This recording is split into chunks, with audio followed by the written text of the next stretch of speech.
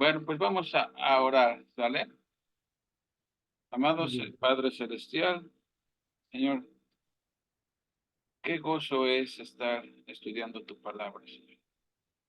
Qué gozo es sentirnos tus hijos, Señor. Y Padre, qué gozo es estar reunidos esta noche Buenos, para poder estudiar buenos tu días, palabra. buenas noches.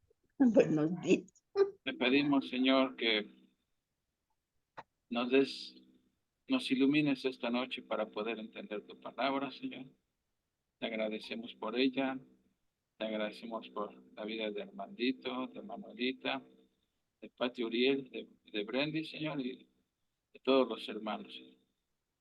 No sabemos quiénes se conecten, quiénes no, pero aquí estamos con el mismo gozo.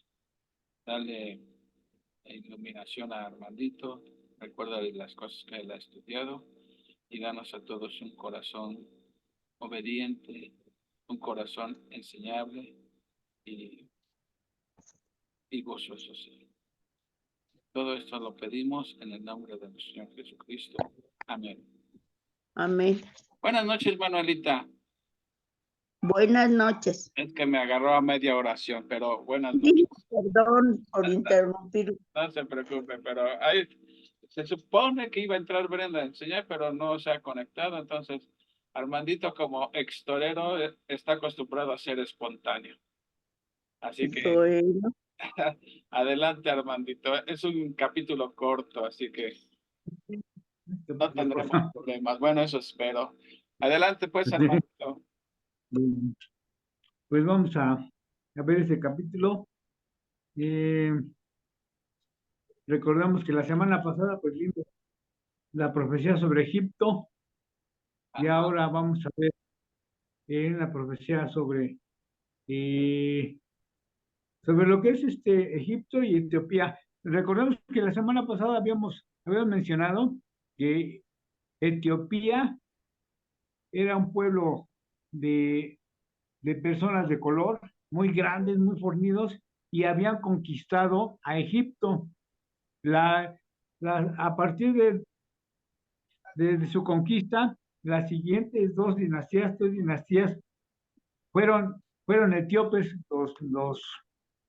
por decir, los faraones de Egipto. En ese entonces ya prácticamente Egipto pertenecía a Etiopía, o Etiopía había dominado a Egipto. Y se les puede llamar Egipto-etíopes los que hicieron o querían hacer la alianza con el pueblo de Judá para poder parar a las fuerzas asirias que venían dominando toda la tierra. Para ese entonces, el, el ejército de Asiria, pues, iba cobrando fuerza cada vez más hasta convertirse en una potencia mundial armada. Y prácticamente su misión era el de expandir el territorio y conquistar cada vez más pueblos. Eh, cuando Asiria, cuando Asiria se entera de que Egipto y Etiopía, o más bien, bueno, en este caso vamos a hablar de Egipto, eh, más bien Judá quiso hacer un pacto con Egipto, eh, pues sabemos que cuando se enteran, pues tiene una reacción tremenda de parte del ejército asirio y empieza a invadir todo el territorio de Judá hasta llegar a, a querer entrar pues, prácticamente llegó a las puertas de Jerusalén, pero no se le permitió.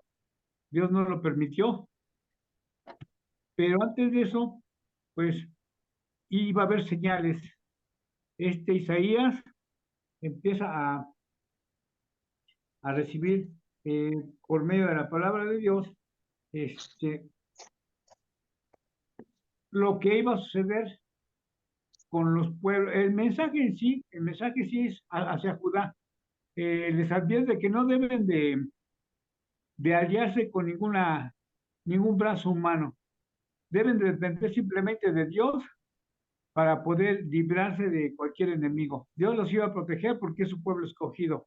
Ya para ese entonces se había profetizado la caída de Samaria, la caída de Siria, y ya se habían llevado, los mismos asirios se habían llevado cautivos a todo el reino del norte. Entonces lo único que quedaba era el reino del sur, en este caso Judá. Pero como ahí tenía planes el Señor, que prácticamente se le puede llamar el remanente que quedaba de toda la el reino de Israel, eh, pues no iba a permitir que desapareciera. Y bueno, y menos por el ejército asirio. Prácticamente el ejército asirio, sin que él lo supiera, sabemos que Dios está controlado o controla todas las cosas. Entonces al pueblo asirio, al ejército asirio, lo había tomado como su siervo para destruir a las naciones enemigas del pueblo de Israel o de su pueblo escogido. En este caso, viene siendo el Egipto eh, al que va a someter por medio de su fuerza. Bueno, pues vamos a empezar el versículo. Esto prácticamente es un repaso de lo que habíamos visto en el capítulo 13. Así que se repiten algunas cosas, pero también hay cosas nuevas. En este caso, el Señor le manda a Isaías vestir durante 3 años con ropa se le puede llamar de prisionero de guerra, que era nada más, iba a andar como con un taparrabo, sin sandalias, descalzo y sin vestimenta. Prácticamente Isaías vestía con una piel de cabra, se le llama vestido de silicio, por decirlo así. Lo que usaba Elías, el vestido que usaba Elías y el que usaba eh, Juan el Bautista. De esa manera vestía Isaías.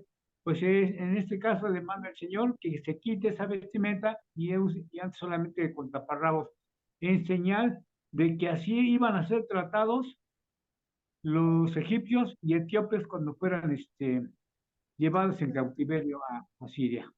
Bueno, vamos a empezar con el versículo 1. Dice, en el año que vino el Tartán a Asdod, Asdod es un pueblo de Filistea, que cuando los envió a Sargón, rey de Asiria, y peleó contra Asdod y la tomó. Menciona aquí un personaje, Tartán. Estaba leyendo que Tartán en hebreo significa, viene siendo el comandante supremo de las fuerzas. Es un equivalente, por decirlo así, el, aquí, ¿cómo, en México, ¿cómo se le llama? Es Como un comandante.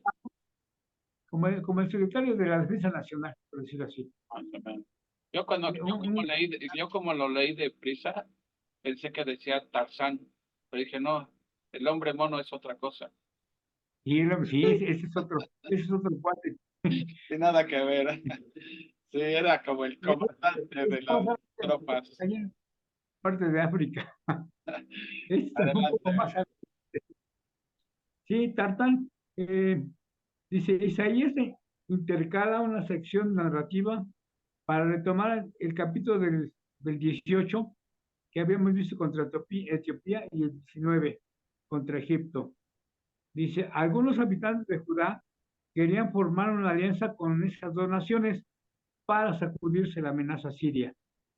Y aquí vamos a ver que dice aquí que en el año 711 antes de Cristo, Asdod, una ciudad filistea, que habíamos mencionado, fue capturada por el Tartán, comandante supremo del rey asirio Sargón II, que en ese entonces era el rey de Asiria. Él gobernó durante el 722 al 705. Recordemos que las fechas van en decrecencia, o ¿cómo se le puede llamar?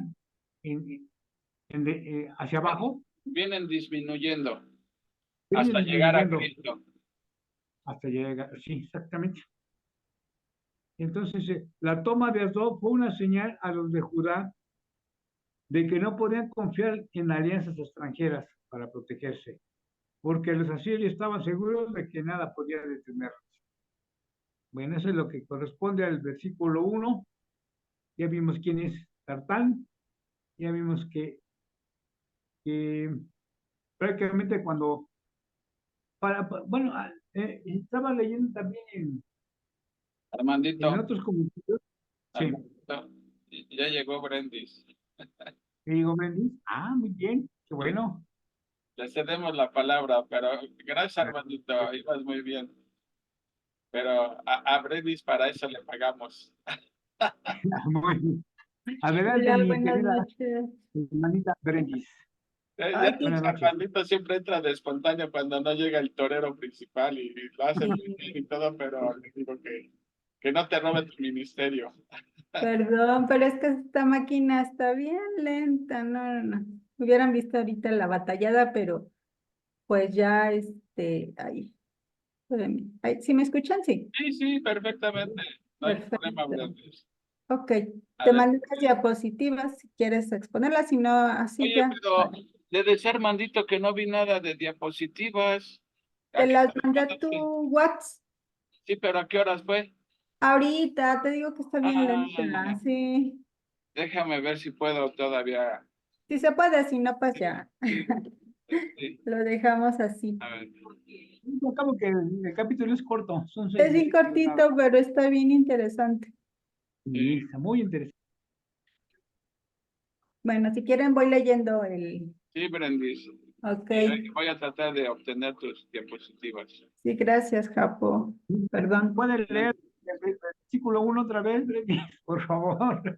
Ok, Armandito, Ándale, entonces es Isaías 20. 20. Dice, en el año que vino el Tartán a Asdod, cuando lo envió Sargón, rey de Asiria, y peleó contra Asdod y la tomó, en aquel tiempo habló Jehová por medio de Isaías, hijo de Amos, diciendo, ve y quita el cilicio de tus lomos y descalza las sandalias de tus pies. Y lo hizo así, andando desnudo y descalzo. Bueno, aquí está bien interesante esto porque uno se pone a pensar, ¿por qué Isaías anduvo durante 3 años desnudo y sin zapatos? ¿Qué es lo que Dios quería decir a través de esta señal que le mandó a Isaías que hiciera, ¿no? Bueno, pues vemos que en este tiempo estamos viendo un escenario político para la señal. ¿Por qué un escenario político? Porque aquí estamos hablando de que efectivamente Siria va a entrar a conquistar a Egipto y a Etiopía. Y aquí nos está diciendo que en el tiempo en el que el ejército de Asiria conquistó la ciudad filistea de Asdod, aquí ya los asirios ya habían conquistado a los filisteos. Recuerdan que los filisteos eran la piedrita en el zapato de los judíos. Siempre andaban peleando y para colmo eran vecinos, ¿no? Siempre estaban del chongo y se peleaban y hacían guerra y se mataban y siempre fue un caos para Israel, para los judíos filistea. Entonces vemos que pues que ya aquí ya en el tiempo de Isaías, los asirios conquistaron Filistea. Entonces los israelitas, los judíos dijeron, bueno, pues si ya conquistaron Filistea, pues ya vamos nosotros, ¿no? O sea, temían a Siria realmente, porque era un reino muy poderoso, ¿no? Entonces los filisteos eran la piedra en el zapato de Israel y aparte, pues como les decía, eran vecinos. Y esto hizo pensar a Israel que ellos serían las siguientes víctimas de los asirios. Por eso necesitaban esta protección. Ellos andaban buscando protección humana en lugar de que estuvieran buscando la protección de Dios, que era el que realmente los iba a proteger de sus enemigos. Siempre ha sido así, siempre fue así. Entonces, los judíos cambiaban constantemente pues, no sé qué pensaban en ese momento, querían que la gente, en este caso Egipto, que era una nación fuerte, pues los protegiera de los asirios, porque los asirios eran todavía más fuertes. Entonces Dios aquí les quiso decir algo pues a los israelitas y a los egipcios. Bueno, vimos en el capítulo 19 cómo es que Dios, pues de cierta manera redime a los egipcios. Dijo que todas las naciones entrarían en su reino, ¿no? Pero estaba hablando del milenio, está hablando de un futuro, escatológicamente. Entonces los judíos, pues, que dijeron, pues al fin que estos van a ser nuestros hermanos, pues vamos a pedirles ayuda, ¿no? Pero realmente no era lo que Dios quería. Dios siempre ha querido, por eso es un Dios celoso, pero su celo es santo. ¿Por qué?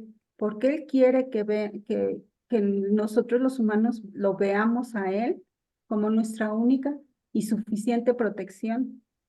Por eso es que mandó a su Hijo Jesucristo, porque Él es el único que nos va a salvar de la muerte eterna y es el que nos va a dar vida eterna. Entonces aquí hubo realmente, pues hubo una humillación a Egipto y una decepción a Judá. ¿Por qué una decepción a Judá? Porque vio que realmente Egipto no era tan fuerte como ellos pensaban, ¿no? Entonces Dios les quiere decir a través de esta señal que Isaías va a hacer a su pueblo, que volteen a ver a Dios verdadero, al único Dios, y no al humano, porque mientras buscan la ayuda de un humano, siempre van a tener decepciones. No es como nosotros, siempre estamos buscando que, que el vecino nos ayude a pasarle corriente al coche. Y no, realmente estamos viendo que el vecino no nos va a ayudar, realmente estamos viendo que nosotros debemos buscar a Dios y obviamente las herramientas que Él nos da para poder salir adelante. Digo, fue un ejemplo muy burdo, pero nada más como para poner en contexto qué es lo que Dios quiere que nosotros veamos en Él. La única y suficiente protección en este caso es una protección divina, es una protección absoluta. Dios es el que provee, Dios es el que nos da o nos quita. Entonces, los israelitas no, bueno, los judíos realmente no entendían que Dios siempre los ha protegido. Desde un principio fue así, ¿no? Ahora vemos aquí que dice en el versículo 1, en el año que vino el Tartán a Asdod. ¿Qué es el Tartán?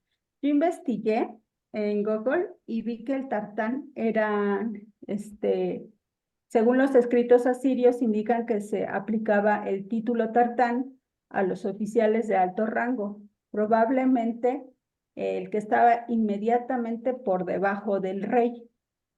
Eso era el Tartán. Entonces, cuando dice, en el año que vino el Tartán Asdod, Asdod, acuérdense que eran los filisteos. Entonces, cuando vino el oficial más importante asirio, vino Asdod, que lo envió el rey Sargón de Asiria y peleó contra Asdod y la tomó. O sea, aquí vemos que conquistó a Asiria, que conquistó los filisteos. En aquel tiempo, ¿en cuál aquel tiempo? En el tiempo de Isaías, en el tiempo que conquistaron a los filisteos los asirios. En aquel tiempo habló Jehová por medio de Isaías, hijo de Amós, diciendo, ve y quita el cilicio de tus lomos. El cilicio de tus lomos es la ropa que traía Isaías puesta. Isaías traía un cilicio, un tipo bata, era negra, y le dijo Dios, quita el cilicio de tus lomos. Esto quiere decir, quita la ropa que traes puesta. Y también dijo, y descalza las sandalias de tus pies. Y así lo hizo Isaías y anduvo desnudo y descalzo. Pero bueno, muchos estudiosos dicen que no es precisamente que Isaías anduviera desnudo, sin ningún tipo de ropa que lo protegiera de su desnudez. Efectivamente andaba con ropa interior, por así decirlo. En ese tiempo, pues, no usaban la ropa interior como ahora nosotros la usamos, pero Isaías usó algo que lo protegiera y no andaba, y andaba descalzo, andaba sin sandalias. En ese tiempo eran sandalias las que usaban, no eran zapatos. Entonces, bueno, pues aquí efectivamente así lo pidió el Señor y este Isaías cumplió lo que el Señor había dicho. Muchos pues pudieron haber dicho que estaba loco, muchos pudieron haber dicho que estaba mal de sus facultades mentales o que, no sé, cualquier cosa, pero realmente Isaías era el profeta. Dios hablaba a través de este profeta. Por eso es que él actuaba de esta manera. Y realmente la desnudez iba a simbolizar algo muy importante, que ahorita vamos a ver, que efectivamente esta desnudez simbolizaba que Egipto y Etiopía iban a pasar por esta situación, iban a ser avergonzados, iban a ser humillados. ¿Por qué? Porque ellos tenían muchos dioses y ellos se sentían dioses totales y absolutos. Y entonces Dios les dijo, no, aquí yo soy el único y suficiente Dios, tu creador y el que te provee y el que da y el que quita. Entonces, pues aquí Isaías hizo esta señal, pues para enseñarles a los judíos que cuando confías en un humano, pues te puedes decepcionar a tal grado de que también este humano puede sufrir este tipo de humillación. Quitarle sus zapatos y quitarle su ropa es una humillación a Egipto, ¿no? Y una decepción a Judá, porque Judá confiaba en este hombre, que también Dios puso y humilló de esta manera para hacerle saber que el único Dios que salva es el Jehová, el gran yo soy, ¿no? Entonces, es una lección. En ese tiempo fue una lección para ellos, pero pues en nuestros tiempos también nosotros aprendemos mucho de esto que estamos viendo con Isaías, ¿no? Luego, versículo 2, dice, en aquel tiempo habló Jehová por medio de Isaías, hijo de Amós, diciendo, ve y quita el cilicio de tus lomos y descalza las sandalias de tus pies. Y así lo hizo Isaías.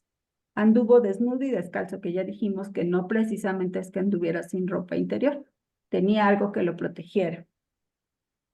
Y dijo Jehová, de la manera que anduvo mi siervo Isaías desnudo y descalzo 3 años, por señal y pronóstico sobre Egipto y sobre Etiopía, así llevará el rey de Asiria a los cautivos de Egipto y los deportados de Etiopía, a jóvenes y ancianos, desnudos y descalzos, y descubiertas las nalgas para vergüenza de Egipto. O sea, imagínense aquí la humillación que iba a sufrir Egipto, ¿no? Estamos viendo que esta señal anuncia el juicio contra Egipto y la humillación que va a sufrir Egipto por sentirse dioses, por creer en dioses, ¿no? Aunque vimos en el capítulo 19 que Dios los va a perdonar y los va a redimir, pero ahorita tienen que pasar por este juicio que Dios está mandando. Era un mensaje sobre Egipto, porque así llevará el rey de Asiria a los cautivos egipcios. Es que Asiria va a ser una potencia muy importante que va a conquistar Egipto y los va a llevar cautivos, así como llevó cautivos a Israel, perdón, así va a llevar Egipto. Judá se salvó de que Asiria los llevara cautivos.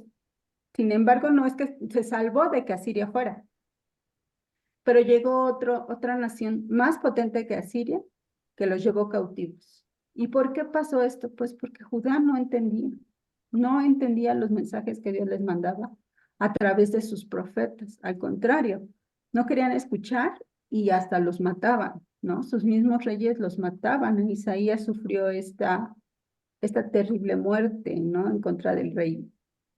Creo que el rey, ¿qué? Acaz, no me acuerdo, Acaz, algo así. Pero el rey lo mandó matar y fue de una manera muy, muy fea. Entonces, Lo partieron vemos que, con una ¿perdón? sierra, lo partieron en dos con una Ajá. sierra para cerrar los árboles. Sí, Armandito, así es, esto fue una muerte muy fea. Es lo que les digo, Judá no entendía, al contrario, hasta mataba a sus profetas, ¿no? No entendía los mensajes que Dios quería darles a través de sus profetas. Lo entendían un tiempo y volvían a caer. Era una espiral que nunca terminaba, ¿no?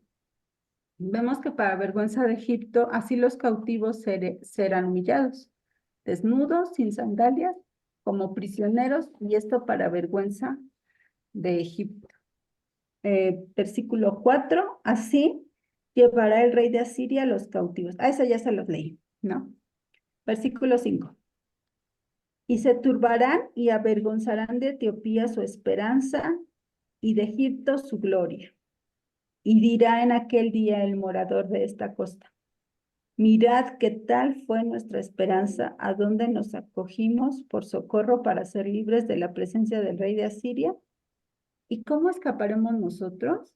O sea, aquí estamos viendo que, pues que efectivamente los judíos tenían su esperanza puesta en estas naciones y pensaban que la gloria, su gloria iba a ser a través de estas personas, ¿no?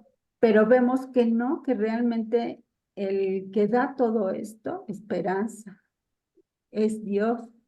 Y los judíos tenían que aprender esta lección. Por eso es que a través de estas naciones les enseñaba cómo iban a haber juicio contra ellos, porque eran naciones paganas, no creían en un solo Dios, creían en muchos dioses, creían que ellos eran los más poderosos. Y pues Dios realmente humilló a estas naciones. Aquí vemos que toda expectativa que no está centrada en Dios está condenada a la decepción y al desconcierto. Y efectivamente, Judá sufrió una decepción terrible cuando vio que Egipto fue humillada de esta manera. Entonces dijo, ¿y ahora quién nos va a salvar de los asirios?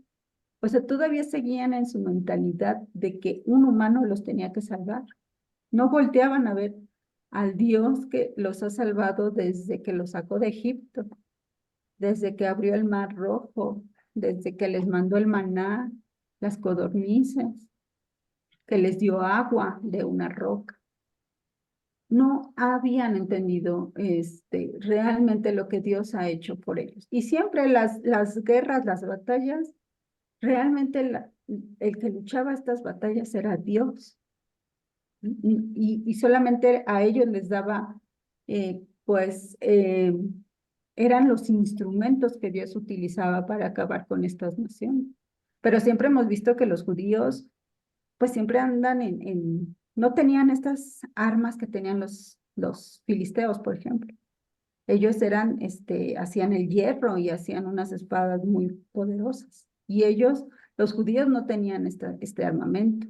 Los filisteos tenían sus escudos de protección, sus cascos, sus tipo botitas que protegían sus pies. Y los judíos siempre andaban en sandalias, no tenían cascos. Las armas que hacían la mayoría eran caseras. Entonces, con todo esto les daba la victoria contra estos enemigos tan fuertes.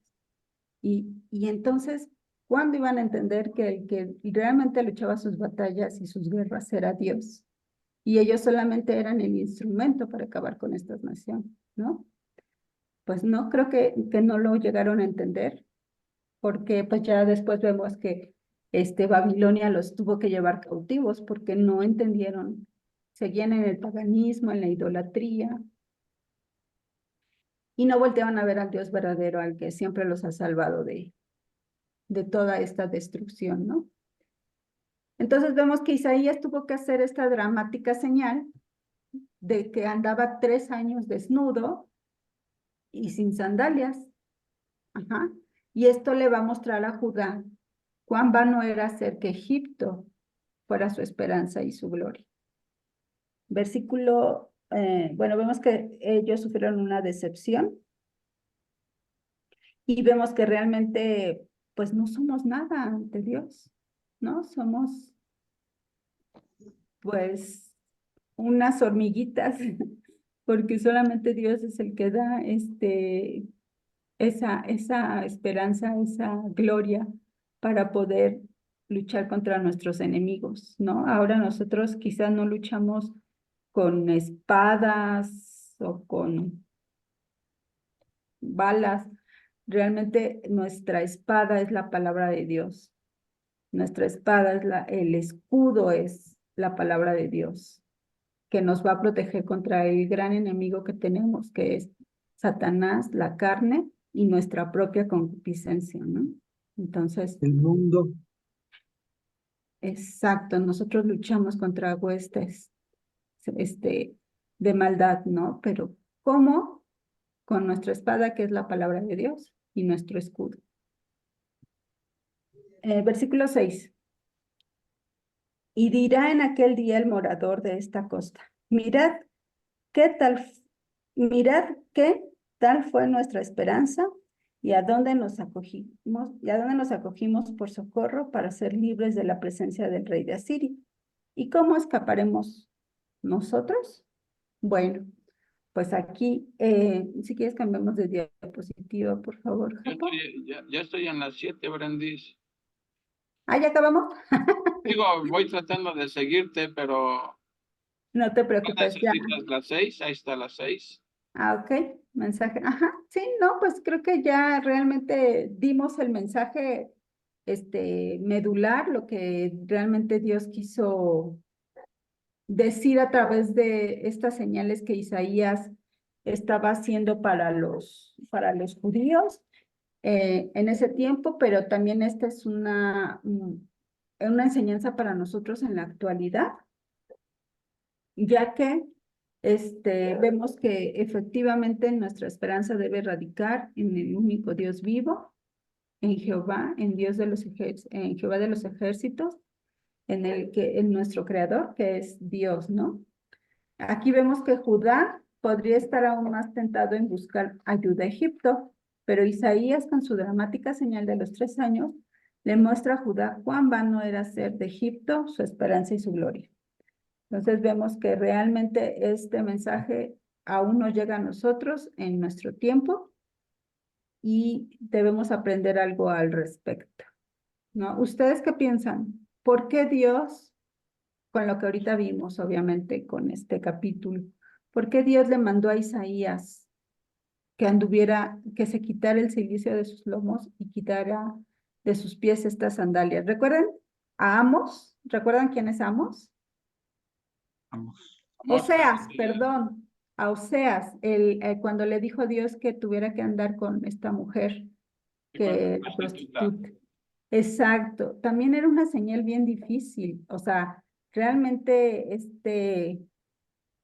o sea, ay, siempre se me olvida, O sea, Oseas no la pasó muy bien, ¿no? Con su esposa, realmente batalló mucho y Dios le dijo que lo hiciera y él lo hizo. Él lo hizo por amor y por esperanza en que Dios hacía esto por algún propósito. ¿Ustedes por qué creen que le mandó a Isaías que anduviera desnudo y sin zapatos y sin sandalias? Bueno, ¿alguien quiere opinar antes que yo? Armandito, Uriel, eh, Manuelita. bueno, tengo entendido que de esa manera iba a Isaías a demostrar al pueblo de Judá que así llevarían cautivos los asirios tanto a Egipto como a Etiopía, y precisamente iba a ser para avergonzarlos. Sabemos que los asirios pues se consideraban, sobre todo los faraones, se consideraban dioses Los y tenían egipcios. además entonces esto era para avergonzarlos porque además que vestían muy elegantemente, tanto el pueblo como los faraones. Y entonces así se iban a llevar cautivos, semidesnudos, o sea, con taparrabos nada, eh, a Egipto y a Siria. Obviamente, Isaías tuvo que soportar los 3 años de humillaciones y burlas de parte del pueblo de Judá, porque eso era lo que hacían, se burlaban de él. Sin embargo, en el versículo 3, que dice que de la manera en que anduvo mi siervo, ya porque lo consideraba como un siervo y además muy querido, se dijo Jehová, de la manera que anduvo mi siervo Isaías, desnudo y descalzo 3 años, por señal y pronóstico sobre Egipto y sobre Etiopía.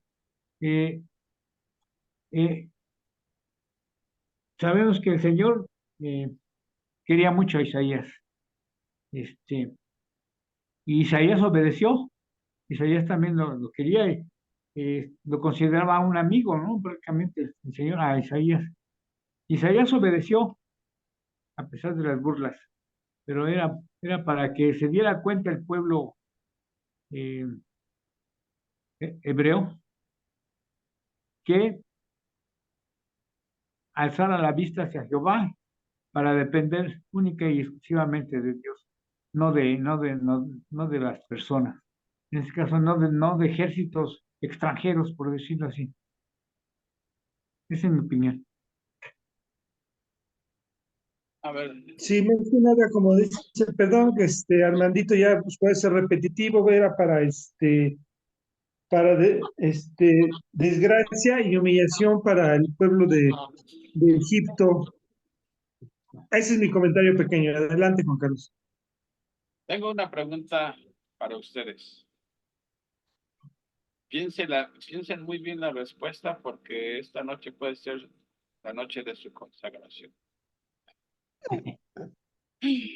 Díganme ustedes, ¿por qué, por qué usamos ropa?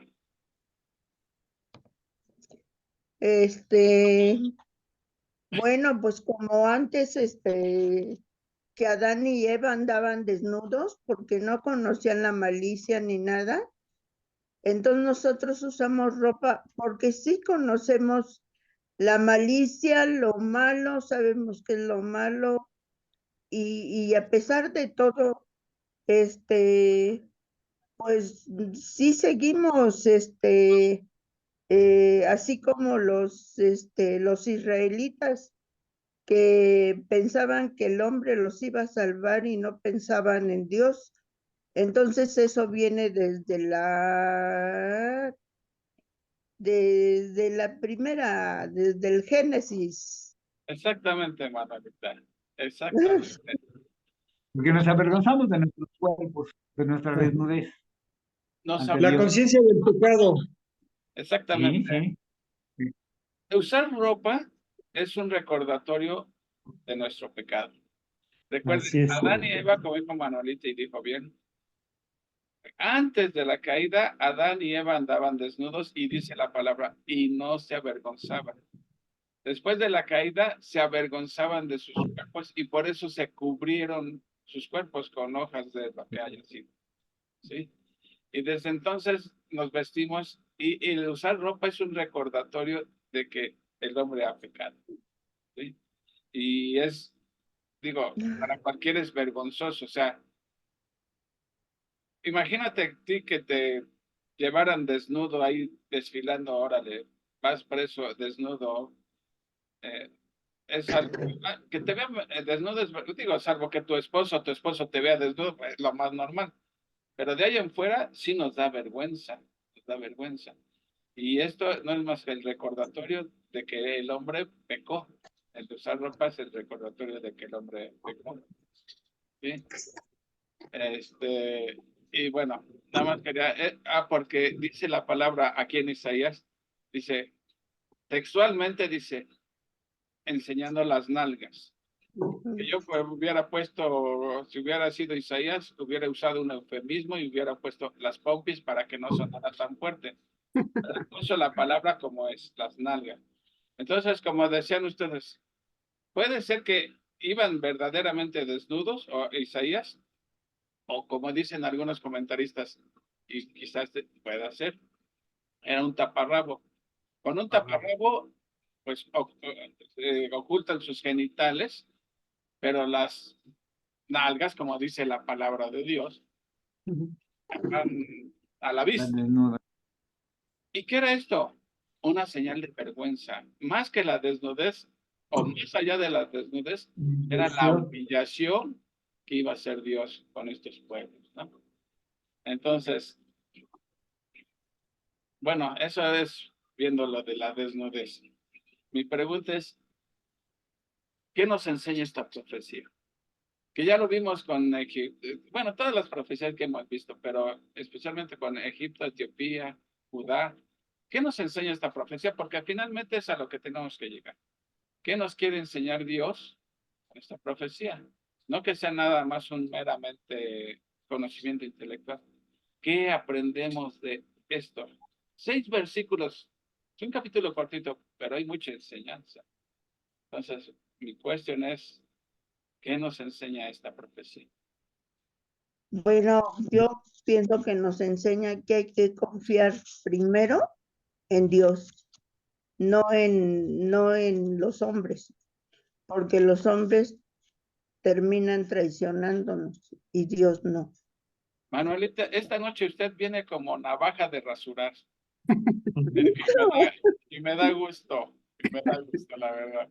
Sí, miren, si tienen ahí sus Biblias, vean lo que dice Jeremías 17, aquí lo tengo, 17:5. Les doy 30 segundos para que encuentren el versículo, si no, ahorita yo se los digo. Nos dice, 17:5. sí, de Jeremías, y hasta remárquenlos ahí con un marcatextos o subrayando. Dice, Amén, amén. Ya lo tengo.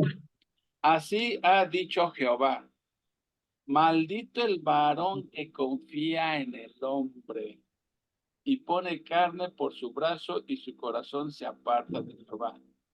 Será como la retama en el desierto. ¿Qué es una retama? Es una varilla ahí.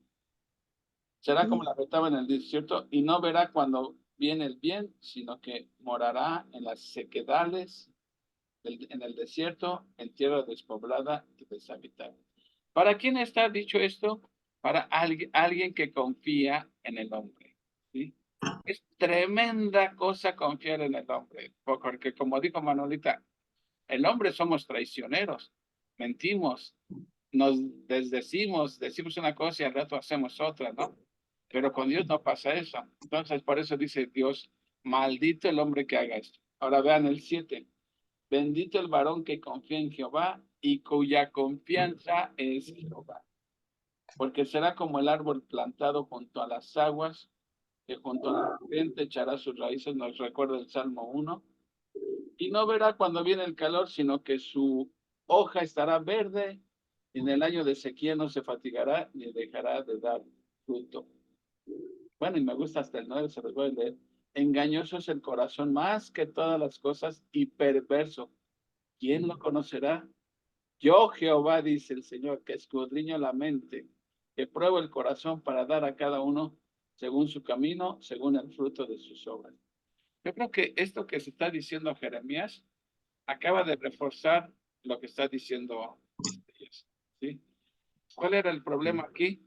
Que Judá pensaba que Etiopía y Egipto le podrían salvar de Asiria.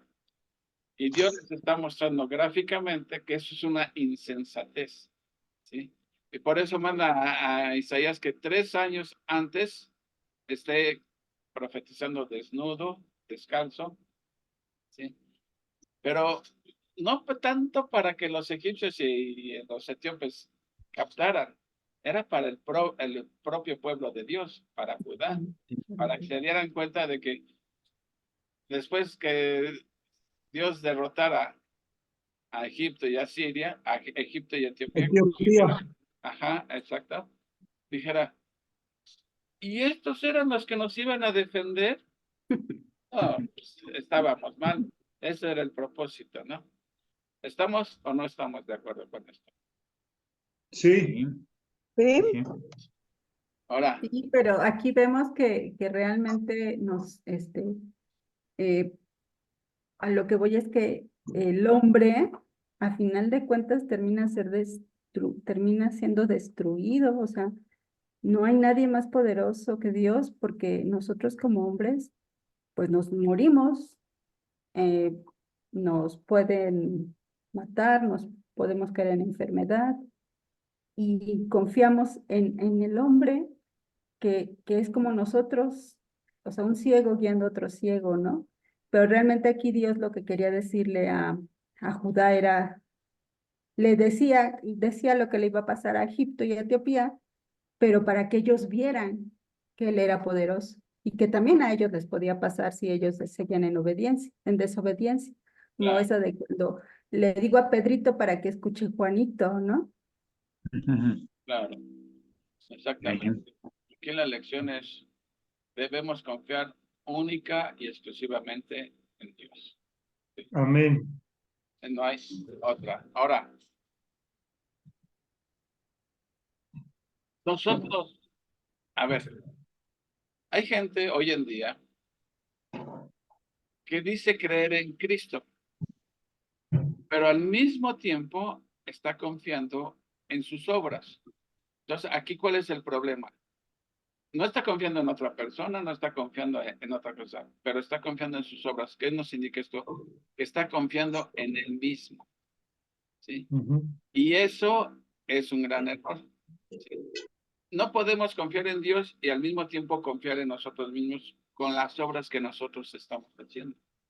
Aquí está claro, maldito aquel que pone su confianza en el hombre, pero a veces podemos poner la confianza en nosotros mismos, ¿sí? Ah, yo he hecho esto, yo he hecho el otro, ¿Qué indica eso? Si estás tú confiando en tus propias obras, en tus propios méritos, o propios privilegios, como sea le quieras llamar, ¿en realidad estás confiando en Dios?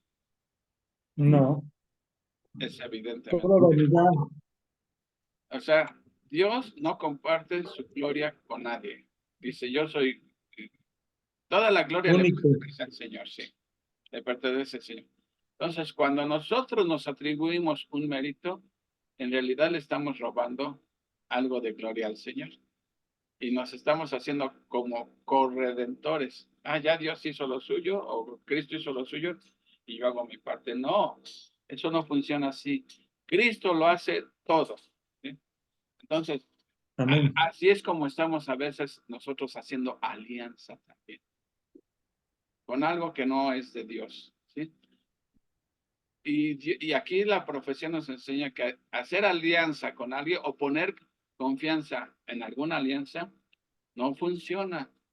Y cuando nosotros ponemos la confianza en nuestras obras, digo, como estuvimos viendo ahora en Filipenses, ¿no?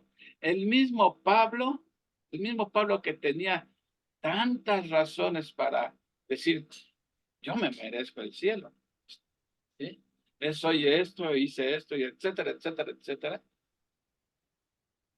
Pero el mismo Pablo dice, todas estas cosas que para mí tenían un valor salvífico, ¿sí?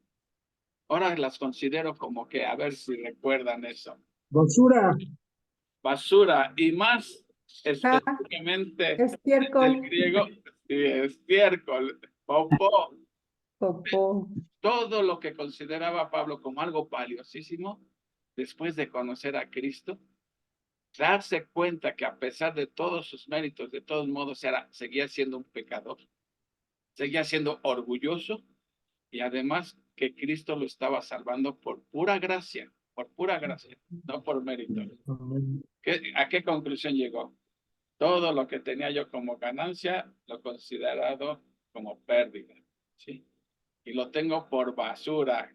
Escubalón es la palabra, no se les olvide, la palabra griega es escubalón, que significa popó o desperdicio que se le echa a un perro, ¿sí? Bueno, creo que ya. Ah, otra cosa que quería comentar.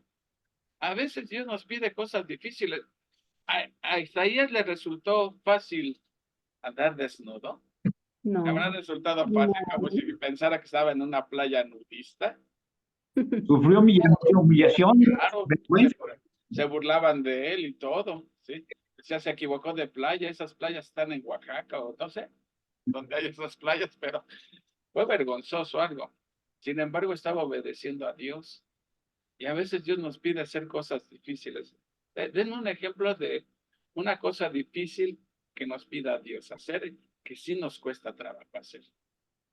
Cuando tuvo que Abraham, A ver, más fuerte, Pati, que no se te escucha bien. Te escuchamos que más fuerte. cuando Abraham tuvo que dar el holocausto a su hijo Isaac. No, sí, pero yo dije, ¿qué cosa nos pide Dios a nosotros? Ah, no. A nosotros. Habla más fuerte como si le estuvieras gritando a Uriel, no hay problema. Mm, algo que sea más difícil. Digo, algo que sí sea difícil para Jesús, que Dios te diga, tienes que hacer esto, pero nos cuesta trabajo hacer. A ver, Brendis, tú, Ay, que es que estoy pensando. Bueno, personalmente, dice todo es difícil. Papo, o sea, El para mí Señor, no fue sencillo, el Señor, o sea, como que libremente ejercer mi fe por la presión familiar, ¿no? O sea, porque era pues, muy difícil decir abiertamente que era cristiana, ¿no? O sea, no fue sencillo agradar a Dios, pero pues en algún momento el Señor fue trabajando en mí, pues ya quitó ese temor también, ¿no? Bueno, gloria a Dios. Pero yo creo, y esto es mi caso, ¿no? No tiene que ser el caso de todos.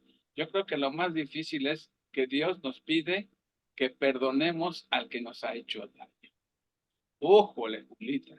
Ahí sí nos cuesta trabajo. Y necesitamos mucha gracia, estar muy en comunión con Dios para poder perdonar al que nos ha hecho daño. Y no solamente perdonar, hacer el bien al que te ha hecho el mal. Híjole, ¿no? Sin embargo, eso nos pide el Señor. Y nosotros decimos, ay sí, Señor, ay sí, no puedo, no puedo. Fallo. Estamos viendo que Isaías tuvo que hacer algo que no le gustaba. ¿Sí? Claro. Pero Dios te da la gracia para poder hacerlo. ¿Sí? Sí, Bueno, como les comentaba de Oseas, ¿no? También para Oseas no ándale. fue fácil obedecer al Señor y andar con esta mujer que lo hizo sufrir mucho. Exactamente, que Dios Él te diga, obedeció. cásate con esa prostituta y además vas a tener hijos que no, ni van a ser tuyos. Qué Pero duro. no obedeció, ¿no? Claro. Bueno, eso es lo que yo tenía que comentar. O Jonás que le pidió que fuera a predicarle a los ninivitas y, Y no ay, quería. esos son bien pecadores, ni merecen que los perdones, que no sé qué. Y luego como él estaba sufriendo y cuando Dios le quemó la calabacera. Bueno, mis queridos hermanos, esa es mi opinión. A ver, no sé ustedes qué opinen. El capítulo es corto, da para comentarios. Sí. Allá los Sí, dejo. hay muchas situaciones, luego muchas veces también para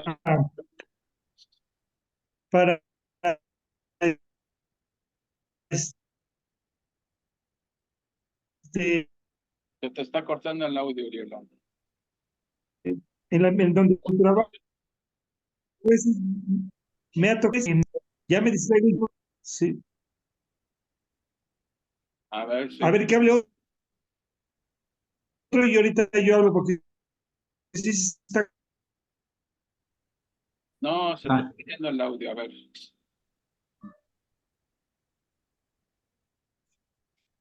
A ver, o mientras otro.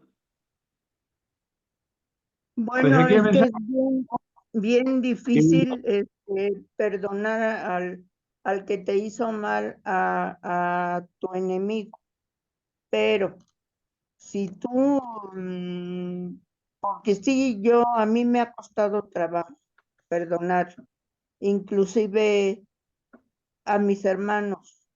Yo antes de que me operaran de cáncer, yo me enojaba con ellos y no les hablaba. Duraba meses y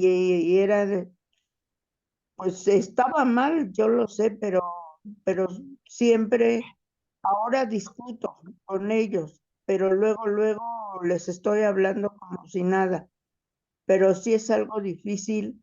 Si yo era tan rencorosa con mi propia familia, a mi papá, si me regañaba, no le hablaba. Y sí decía a mi papá, es que mi papá era así, macho mexicano, decía una grosería, decía, esta se parece a mí, pero pues digo, yo no tenía, aunque iba a la doctrina, hice mi primera comunión, nunca había leído la Biblia, estaba en la primaria y ahora me doy cuenta de todo ese mal que hice.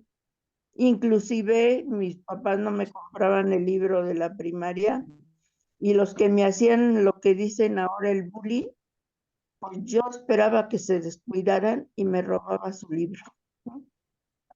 Y yo ya aprendí a leer así todo, pero el libro que me había robado no lo llevaba a la escuela. Yo estudiaba en la casa, pero sin que me viera mi mamá que yo tenía libro, porque me hacía devolverlo. Bueno, Y Manuel, ahora mandé. déjeme hacerle una pregunta. ¿Quién cree que ofendió más a quién? ¿Sus hermanos, su papá, sus compañeros de trabajo la ofendieron más a usted? ¿O usted ha ofendido más a Dios, que es inmensamente santo? ¿Quién cree que ha Pues pecado yo, delante de yo he Dios? aprendido más. Ok. Entonces, y si usted ha confiado en Cristo como su único y suficiente Salvador, sabe que todos sus pecados han sido perdonados, todos, hasta los que faltan por cometer, han sido perdonados por la sangre de Cristo. Entonces, cuando uno se niega a perdonar, ¿sí? Tenemos un problema. El problema está en nosotros. O no entendemos la gracia de Dios que nos ha perdonado más a nosotros. De hecho, hay una parábola en la Biblia que Jesús dice, ¿cómo yo te perdoné tu deuda tan grande y tú no pudiste perdonarle una deuda pequeña a tu consiervo? ¿Sí? Entonces, por eso Dios nos manda a perdonar. Y uno puede decir, es que yo no tengo deseos de perdonar. Dios no nos está diciendo, si tienes deseos, perdona. No, te estoy ordenando que perdones. ¿Y sabes por qué te lo ordeno? Porque el bien es para ti. Porque si no empiezas a desarrollar amargura, ¿sí? Y contagias a todos tu amargura y todo.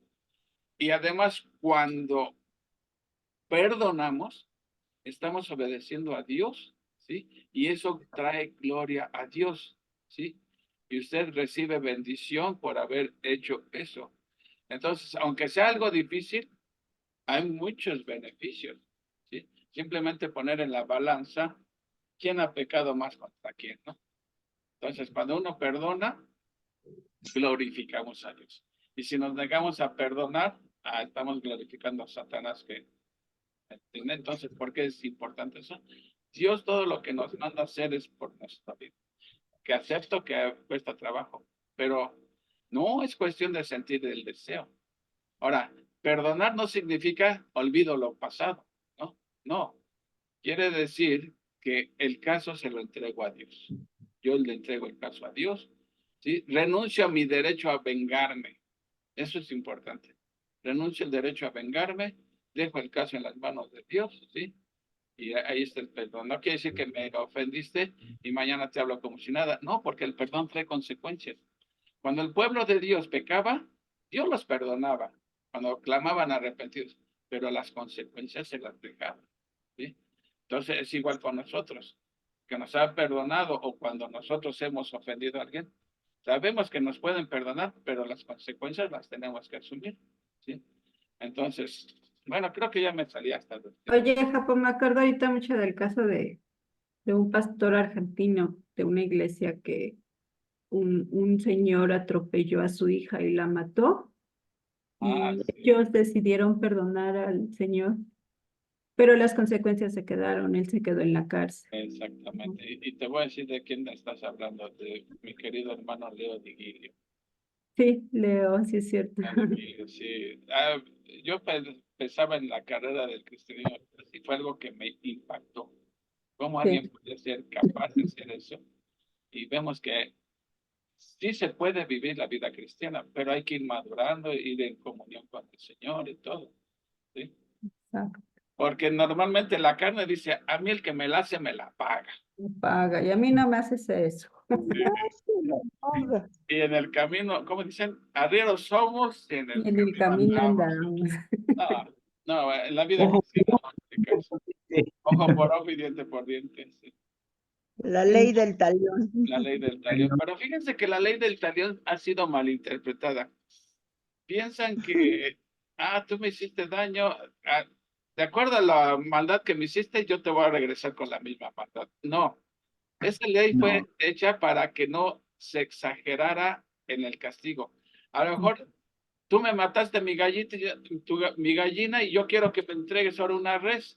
Por eso dice, ojo por ojo, diente por diente. Si te maté una gallina, lo lógico es que yo te pague con una gallina.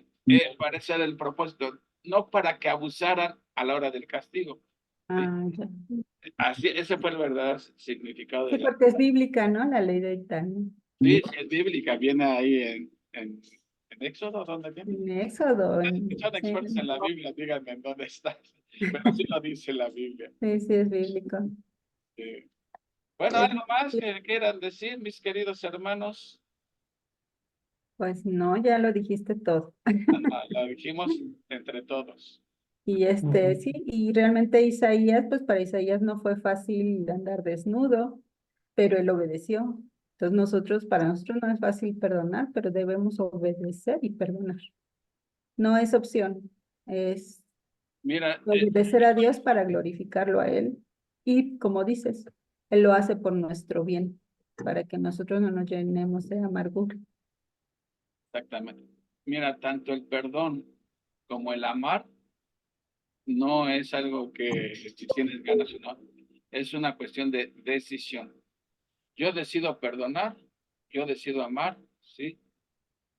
Aunque no siente el deseo. O sea, por ejemplo, Dios te pide perdonar y dices tú, Señor, pero es que si lo perdono me voy a sentir un hipócrita por estarlo perdonando, por decirle que lo perdono me siento un hipócrita, porque no es mi deseo.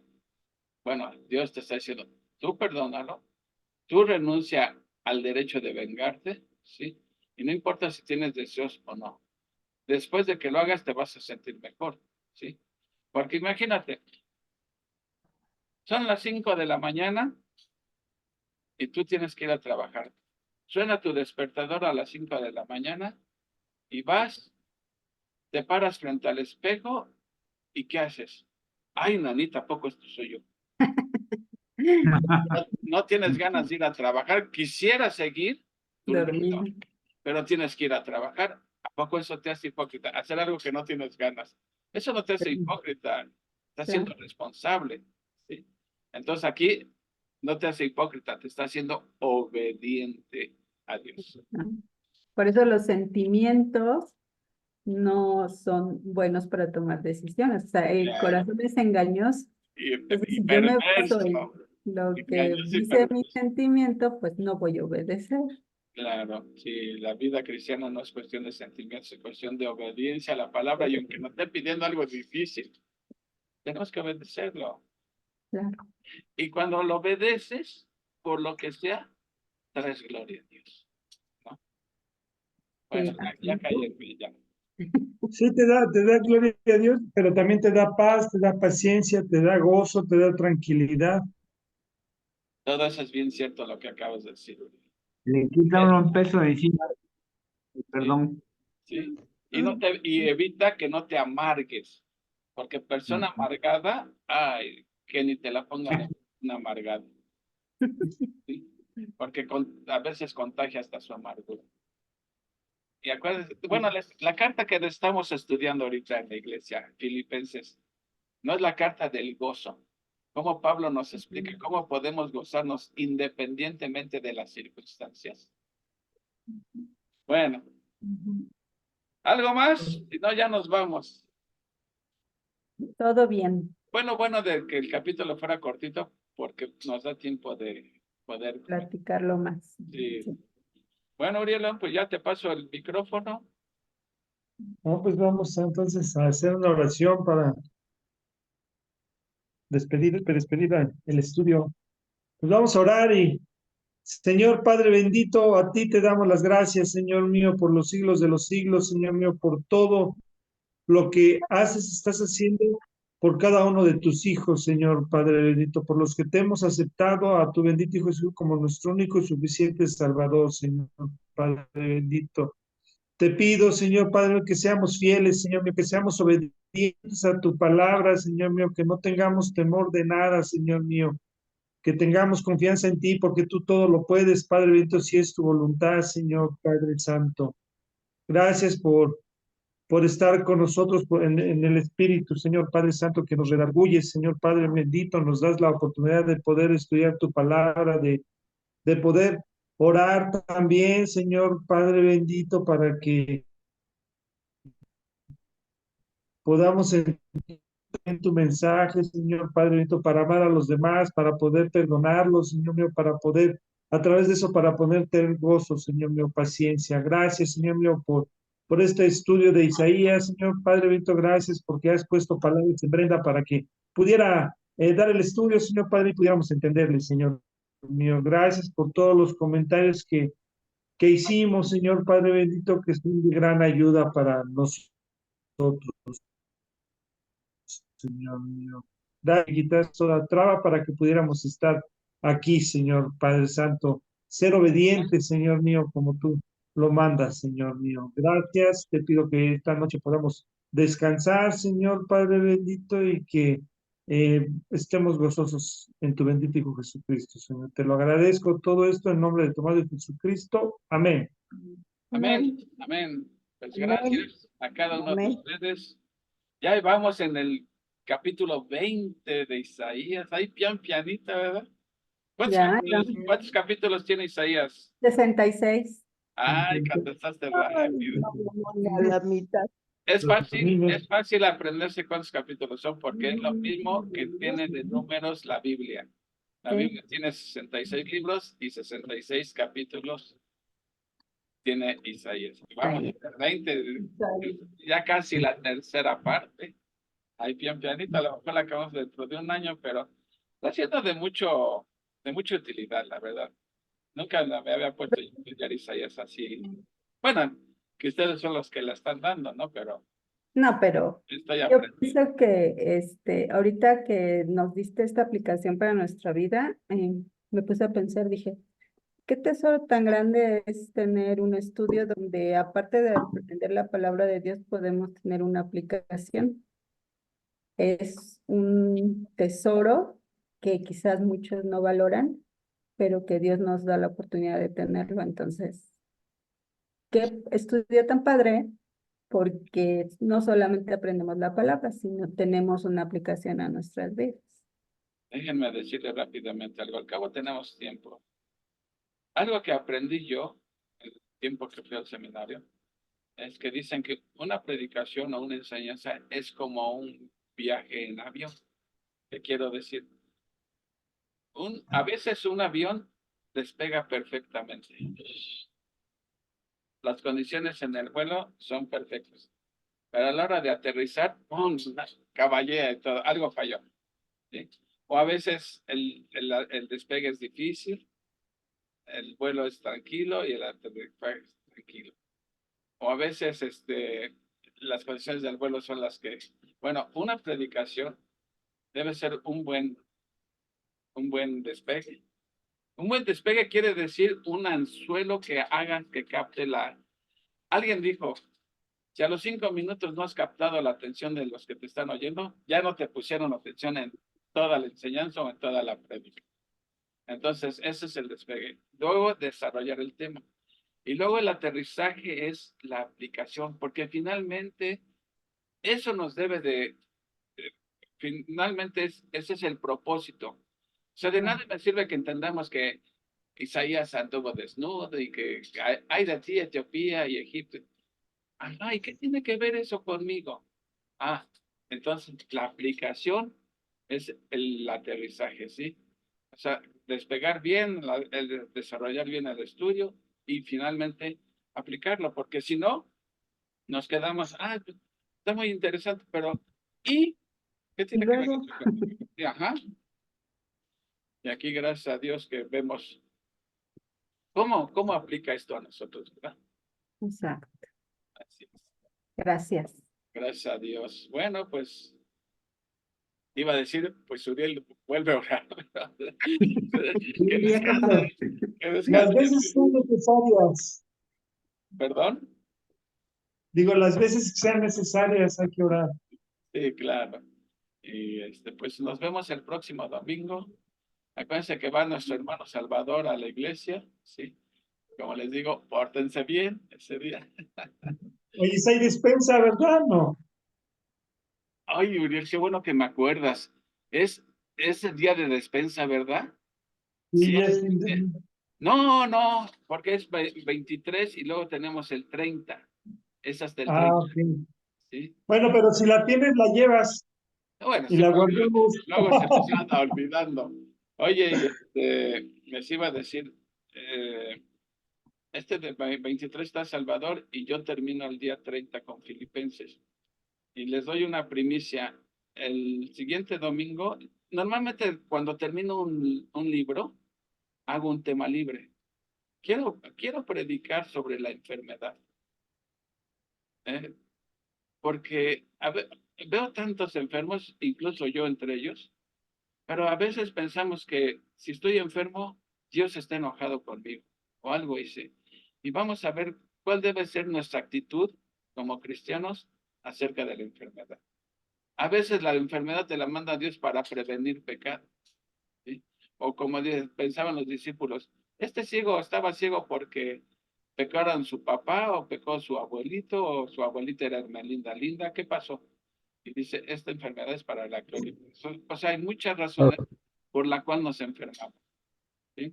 Entonces, esa es mi intención del primer domingo de julio, predicar Sí. sobre, o sea, la teología de la enfermedad, ¿no? Bueno, ya, Está bien, no le damos el aviso, el domingo damos ese aviso que vamos a terminar Filipenses y ya para que des el tema libre de ese. antes de empezar Colosenses, quiero dar un tema. Sí, Normalmente después, al final de cada libro, me gusta dar algo temático está bien, y después volvemos a la predicación expositiva. Bueno, Dios les bendiga, mis queridos hermanos. igualmente, Gracias. Dios les bendiga. saludos Saludos. a Luis, Gracias. saludos a Saludos, todos. buenas noches. Igualmente, que Dios les Bye. bendiga. Bye, bye. Bye. Bye. Gracias, Bye. Armandito.